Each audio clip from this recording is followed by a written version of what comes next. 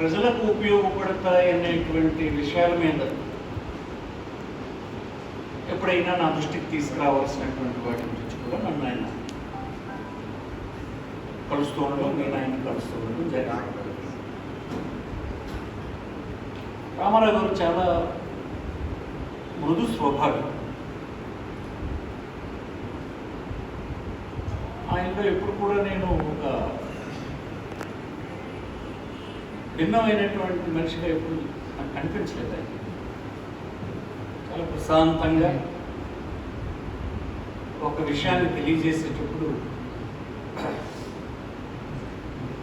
మన పూర్వపురాలన్నీ తెలియజేస్తూ మాకు అర్థమయ్యే రీతిలో చెప్పడానికి బాగా ప్రయత్నం చేశాం.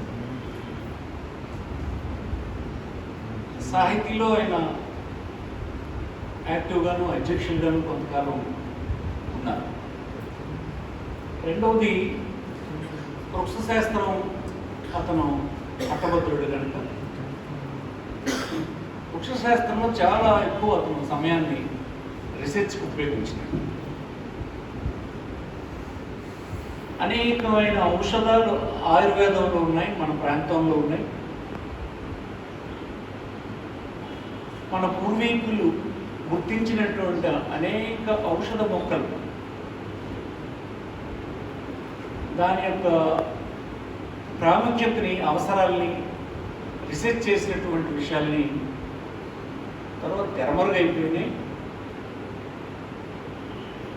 ఈ చుట్టుపట్ల ఉన్నటువంటి అందుబాటులో ఉండేటువంటి అన్ని ఔషధ మొక్కల మీద విరివిగా ప్రచారం జరగాలి, రీసెర్చ్ జరగాలి, వెలుగులోకి తీసుకురావాలి, అది భవిష్యత్ తరాలకు మనం అందించాలి అనేటువంటి తపన రామారావు గారికి ఉండేది. కానీ కొంతకాలం ఆయన ఆరోగ్యం బాగులేని తర్వాత నాకు కలవడం తగ్గిపోయింది. నిజానికి నాకు అప్పలనాయుడు గారు చెప్పినంత వరకు రామారావు గారు చనిపోయారనే సంగతి నాకు తెలియదు. తప్పకుండా వారి ఇంటికి వెళ్ళి పరామర్శ చేసేవాడు. నాకు తెలిసినప్పటికీ వారు గతకర్మ కూడా పూర్తయి ఇక్కడికే వచ్చినట్టుగా, అప్పుడే వచ్చినట్టుగా తెలిసింది. ఈ లోపు సంతాప సభని శ్రీకాకుళం సాహిత్యం వల్ల ఏర్పాటు చేశారని తెలిసింది. ఒక సమాజానికి ఒక భావజాలాన్ని తన రచన ద్వారా చెప్పడం కానీ, తన రీసెర్చ్ ద్వారా కొన్ని విషయాల్ని నెక్స్ట్ జనరేషన్కి అందిస్తూ ప్రయోజనం జరగాలని,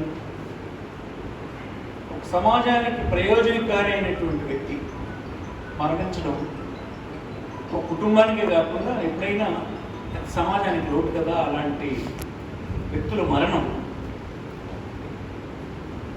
ఆ నష్టం ఎవరూ పోడ్చలేనటువంటిదని నేను భావిస్తున్నాను. సరే, రామారావు నాయుడు గారు అబ్బాయి వాళ్ళు ఈ ఔషధ మొక్కల్లో అతను తండ్రి చేసినటువంటి ప్రయత్నాన్ని ఇంకా కొనసాగించాలని, కొంతమందికి ద్వారా వైద్యం అందించాలని ప్రయత్నం చేస్తున్నట్టుగా నాకు కృష్ణారావు గారు, రామారావు గారు, మన అప్పలనాయుడు గారు వచ్చినప్పుడు చెప్పారు. చాలా సంతోషం. రామారావు గారు సాహితీ దీంట్లో చాలాసార్లు నాకు కలిసి శ్రీకాకుళం సాహితీ చేస్తున్నటువంటి ప్రయత్నాలు, ప్రయోజనకరమైనటువంటి విషయాల మీద ఎప్పుడు నాకు చెప్తుండేవాడు. నిజానికి కొంత నాకు ఈ సాహితీ సంఘాలతో మరికొంత పరిచయం ఏర్పడడానికి ఆయన ఒక వారధిలాగా నాకు ఉండేవాడు. నెలగా ప్రజా జీవితంలో ఉన్నటువంటి వాళ్ళు, ప్రతినిధులుగా ఉన్నటువంటి వాళ్ళు సాహిత్యం గురించి, అన్ని భావజాలాల గురించి కూలంకుషంగా తెలియనక్కర్లేదు, కానీ సూచనగా వాళ్ళ అభిప్రాయాలు, వాళ్ళ విమర్శలు, వారి కోణం అనేది ఎక్కడికక్కడ గ్రహిస్తూ ఉండాలి. దానికి పాలకులైనటువంటి వాళ్ళు అలాంటి విమర్శలు రిడ్రెస్లు చేయడానికి పరిష్కారాలు చూడడానికి ప్రయత్నం చేస్తూ ఉంటారు. ఏదో ఒక పార్టీలో ఉన్నంత మాత్రం ఇతర భావజాలాల్ని అంటిముట్టినట్టు ఉండడం కరెక్ట్ కాదు. ప్రతి భావజాలం డెమోక్రసీలో స్కోప్ ఉంటుంది. ఏదో ఒక తీవ్రవాదం మినహా మిగతా అన్నింటికి స్కోప్ ఉంటుంది. ఈ భావజాలాల్లో ఏదో ఒక భావజాలం కలిగినటువంటి పార్టీ ఒక్కొక్కసారి అధికారంలోకి వస్తుంది. ఆ ఎన్నికల ప్రక్రియలో ఒక పార్టీ వచ్చినంత మాత్రం మిగతా భావజాలాలు ఏవి పనికిరావని కానీ అవి ఎక్కడ దానిలో పసలేదని కానీ ఆ వాదనల్ని అవసరం లేదనే భావన ఎప్పుడు ఉండకూడదు.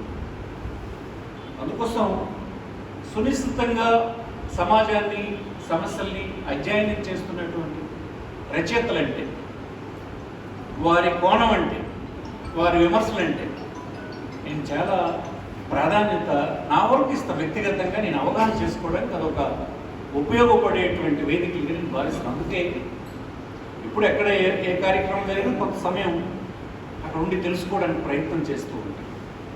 అందుకంటే సాహిత్యంలో నాకేమీ ప్రవేశం లేదు, నాకేమీ ఆ పాండిత్యం లేదు.